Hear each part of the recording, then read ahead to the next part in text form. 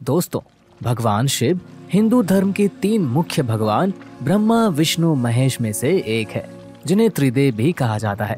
हिंदू धर्म की मान्यताओं के अनुसार ब्रह्मा जी सृष्टि के रचयिता कहलाते हैं। विष्णु भगवान पालनहार यानी पालन करने वाले कहे जाते हैं और भगवान महेश यानी शिव जी बुराइयों का संहार करने वाले संहारकर्ता कहलाते हैं। भगवान शिव के लाखों करोड़ों भक्त हैं जो उनमें विश्वास करते हैं और उनकी पूजा करते हैं। शिव जी की खास बात ये भी है कि भगवान शिव अत्यंत ही भोले हैं और अपने भक्त की पुकार बहुत जल्द ही सुनते हैं और उनकी सारी मनोकामनाएं पूरी करते हैं। दोस्तों, अगर आप भी शिव जी के भक्त हैं तो इस वीडियो को आखिर तक जरूर देखें, क्योंकि इस वीडियो में हम जानने वाले हैं भगवान शिव का जन्म कैसे हुआ। ऐसे बहुत से लोग हैं जो नहीं जानते कि भगवान शिव की उत्पत्ति कैसे हुई और कैसे वो अस्तित्व में आए। इसीलिए आज की इस वीडियो में आपको शिव के विषय में इन सवालों के सारे जवाब मिलने वाले हैं।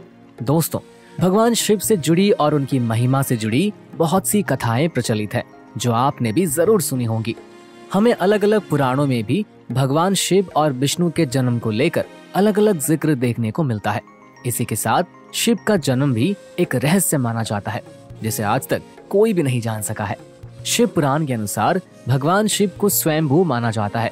स्वयंभू का अर्थ है अजन्मा, जिसका न आदि है न अंत है, और इसीलिए भगवान शिव को अजन्मा और अविनाशी कहा जाता है। जबकि विष्णु पुराण के अनुसार विष्णु भगवान स्वयंभू कहे जाते हैं। इस तरह कई लोग इन कथाओं को लेकर कंफ्यूज हो जाते हैं, जिसके फलस्वरूप सभी के अलग अलग मत हैं। सबसे पहले विष्णु पुराण की बात करें तो उसमें कहा गया है कि ब्रह्मा जी और शिव जी की उत्पत्ति विष्णु भगवान के बाद हुई। ब्रह्मा जी विष्णु भगवान के नाभि कमल से उत्पन्न हुए थे और भगवान शिव विष्णु जी के माथे के तेज से उत्पन्न हुए हैं, और माथे के तेज से उत्पन्न होने के कारण ही शिव जी हमेशा योग मुद्रा में रहते हैं। यही वजह है कि हमें भगवान शिव की कई प्रतिमाएं भी योग मुद्रा में बैठी हुई देखने को मिलती है। दोस्तों, इसके अलावा भगवान शिव के जन्म को लेकर एक और कहानी भी काफी ज्यादा प्रचलित है। कहा जाता है कि एक बार भगवान विष्णु और ब्रह्मा जी आपस में लड़ने लगे थे और दोनों के लड़ने की वजह दोनों का अहंकार था। दोनों ही स्वयं को एक दूसरे से सर्वश्रेष्ठ बता रहे थे। दोनों ही ये साबित करने में लगे हुए थे कि वही अधिक बलवान और श्रेष्ठ है। ब्रह्मा जी और विष्णु जी के बीच ये तकरार काफी लंबे समय तक चली। फिर लड़ते हुए दोनों के बीच अचानक जलता हुआ खंबा प्रकट हुआ। ये खंबा दिखने में काफी अद्भुत और विचित्र था। ब्रह्मा और विष्णु दोनों ही इस खंबे को देखकर हैरान हो गए थे। कोई भी नहीं समझ पा रहे थे कि ये विचित्र खंबा कहां से और कैसे आ गया, जिसका कोई छोर भी नजर नहीं आ रहा था। जो इतना लंबा था कि इसके अंत और इसकी शुरुआत का कोई पता ही नहीं लग पा रहा था। तभी दोनों ने ये निर्णय लिया कि जो भी इस खंबे के छोर तक पहले पहुंचेगा वही अधिक श्रेष्ठ माना जाएगा। इसके बाद ब्रह्मा विष्णु दोनों ही इस खंबे के छोर तक पहुंचने में जुट गए, और कड़ी मेहनत के बाद भी दोनों में से कोई इस खंबे के छोर तक नहीं पहुंच पाया। और आखिर में जब दोनों ने ही हार मान ली, तब उसी खंबे से भगवान शिव जी प्रकट हुए थे और इस तरह ही उनका जन्म हुआ था। इसके बाद ब्रह्मा और विष्णु जी ने सबसे श्रेष्ठ भगवान शिव को माना। जबकि कुछ मान्यताओं के अनुसार शिव जी को देवों के प्रथम भी कहा जाता है, इसीलिए उन्हें देवों के देव महादेव कहा जाता है।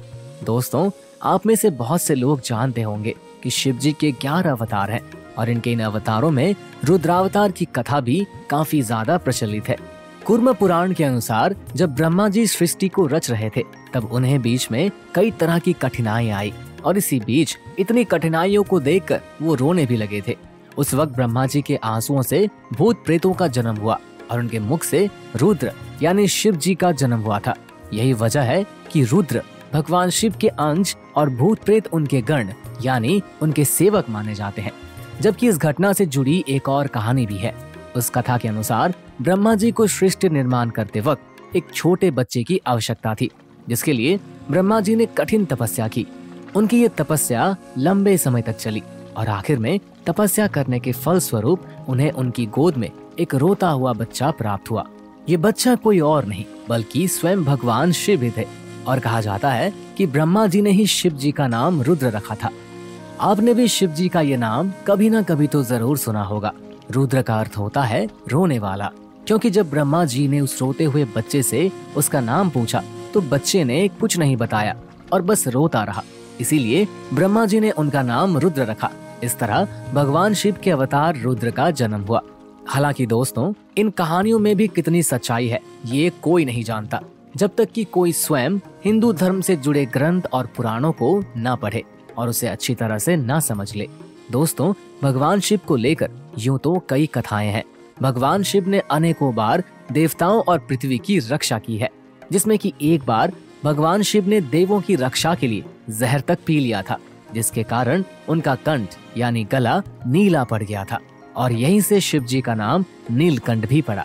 दुष्टों का संहार करने वाले भगवान शिव अपने भक्तों की प्रार्थना बहुत जल्दी सुनते हैं। कहा जाता है कि शिव जी को प्रसन्न करने के लिए मनुष्य को ज्यादा मेहनत नहीं करनी पड़ती, केवल सच्ची श्रद्धा से ही भोले बाबा अपने भक्त से खुश हो जाते हैं और उसकी सारी मुरादें पूरी कर देते हैं। इस तरह भोले शंकर सभी पर अपनी कृपा बरसाते रहते हैं और आप देख भी सकते हैं कि भगवान शिव के मंदिरों में किस तरह उनके भक्तों की भीड़ उमड़ी रहती है, जो इस बात का भी प्रतीक है कि भोले बाबा हमेशा अपने भक्तों की अरदास सुनते हैं और उनके दर से कोई भी खाली नहीं जाता। तो दोस्तों, ये थी भगवान शिव के जन्म से जुड़ी कुछ प्रचलित कथाएं।